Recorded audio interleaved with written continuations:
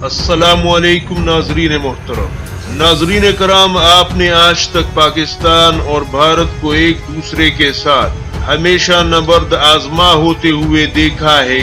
कभी सरहदी तनाज़ात, कभी पानी के मसले पर, तो कभी देरीना और बुनियादी मसला कश्मीर पर। लेकिन आपको ये जानकर हैरानगी होगी कि एक दुश्मन ऐसा भी जन्म ले चुका है जो भारत और पाकिस्तान समेत ईरान के लिए भी दर्द सर बना हुआ है। लेकिन सबसे ज्यादा नुकसान भारत को बर्दाश्त करना पड़ रहा है और साल 2020 में इस दुश्मन ने भारत को 212 अरब रुपए का टीका लगाया है, जबकि आवाम में बहुत सी मोहलक बीमारियों को भी फैला दिया था। और ये दुश्मन कोई और नहीं बल्कि फसलों की ऐसी की तैसी फेरने वाली टिड्डियां हैं। इत्तेफाक से ये टिड्डियां पाकिस्तानी सूबे बलूचिस्तान के सहराओं में अफजाइश पाती हैं। लेकिन हैरानगी की बात यह है कि ये टिड्डियां थोड़ी सी तादाद में ईरान में सीस्तान बॉर्डर और खुरासान के सहराओं में दाखिल होती है, जबकि बहुत थोड़ी सी तादाद में ये बलूचिस्तान के सहराओं में रह जाती है। लेकिन 80% टिड्डियों का ये सैलाब भारत का रुख कर लेता है। अब ये काम तो ISI नहीं करवा सकती, क्योंकि खुदा की इस मखलूक का अपना मूड है साहब। लेकिन भारत को इसका जबरदस्त नुकसान इसलिए हर साल पहुंचता है और उसमें बदतदरीज इजाफा भी हो रहा है कि पाकिस्तान और ईरान के जिन इलाकों में ये दाखिल होती हैं, ये बलूचिस्तान के जिन सहराओं में या फिर खुरासान और सीस्तान के जिन सहराओं में अफजाइश पाती हैं, वहां पाकिस्तान या ईरान की कोई फसलें नहीं होती।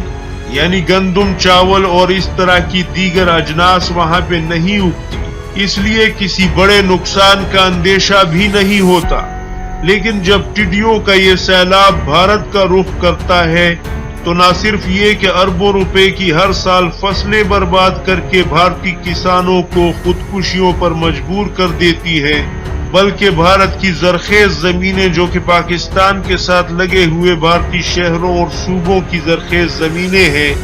पहला पड़ाव वहां डालकर ये शुमाली भारत की तरफ चल पड़ता है। और यूं ये टिड्डियों का सैलाबी रेला भारत को, बिलखुसूस भारतीय किसानों की मेहनतों और उनके कीमती सरमाए को,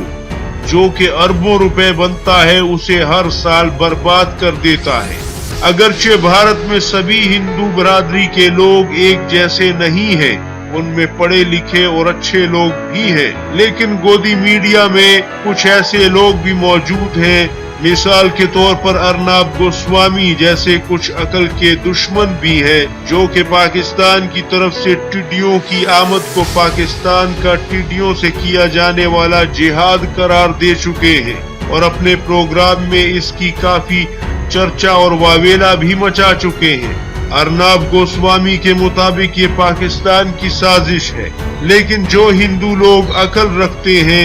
वो ये समझते हैं कि पाकिस्तान टिड्डियों को ट्रेनिंग देकर नहीं भेजता। लेकिन अब भारत ने, जिसकी एग्रीकल्चर फूड ऑर्गेनाइजेशन AFO हर साल जून से नवंबर तक पाकिस्तान के हम मनसबों के साथ मीटिंग करते हैं, उन्होंने ईरान को ताउन की पेशकश की थी, जो कि ईरान ने कबूल कर ली। लेकिन चूंकि टिड्डियों की एक बड़ी तादाद पाकिस्तान में गुमान की जा रही है और भारतीय AFO इदारे के मुताबिक बलूचिस्तान में एक बड़ी और खतरनाक नस्ल तैयार हो रही है, जो कि अक्टूबर से भारत की तरफ सफर करना शुरू कर देगी,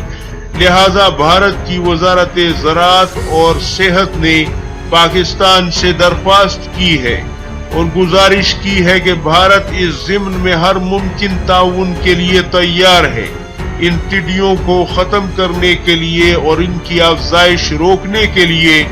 भारत केमिकल अद्वियात की फराहमी मुफ्त करने के लिए तैयार है। अगर भारत की तरफ से काम करने वाला अमला भी दरकार हो तो भारत ये भी देने के लिए तैयार है, क्योंकि भारत इस बात से भी ज्यादा खौफजदा है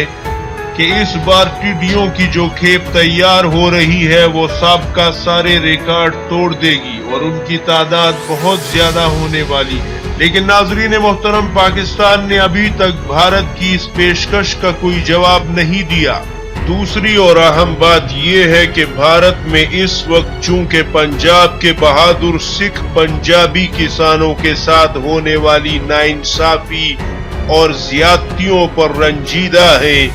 ایسی صورت میں بھارت مزید صوبوں میں کسانوں کی فصلوں اور ان کی املاک کے کسی بھی بڑے نقصان کی سکت نہیں رکھتا، جس مقصد کے لیے بھارت نے پاکستان سے تعاون اور مدد کی اپیل کی ہے۔ اگرچہ پاکستان میں ان ٹڈیوں سے ہونے والا نقصان نہ کے برابر ہے،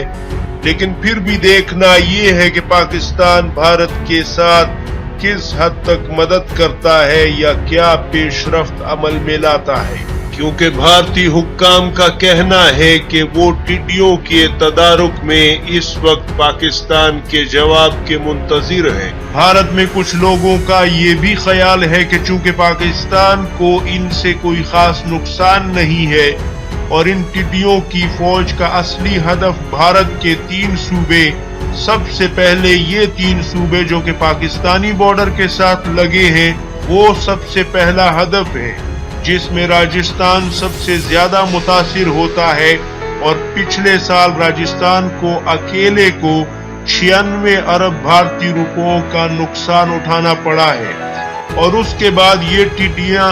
ان تینوں صوبوں میں پڑاؤ ڈالنے کے بعد اپنی نسل کو بڑھاتی ہیں اور کئی گنا بڑھانے کے بعد پھر شمالی بھارت کی ریاستوں پر حملہ آور ہو جاتی ہیں۔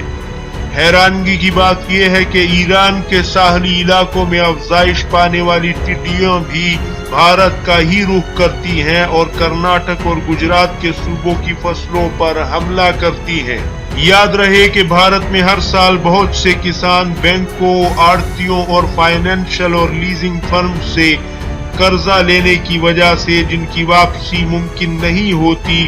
اس خوف سے خودکشی کر لیتے ہیں۔ لہٰذا یہ مسئلہ بھارت کے لیے سنگین شکل اختیار کیے ہوئے ہے، جس سے نمٹنے کے لیے بھارت کافی محنت کر رہا ہے اور پاکستان کے ساتھ مل کر کام کرنے کا بھی خواہش مند ہے۔ ناظرین محترم، آپ کے خیال میں پاکستان کو ان ٹڈیوں کے خاتمے میں بھارت کی مدد کرنی چاہیے یا پھر نہیں کرنی چاہیے؟ اپنی رائے ضرور دیجیے گا، کیونکہ اس معاملے میں ایک طرف بھارت اور اس کی سرکار ہو سکتی ہے،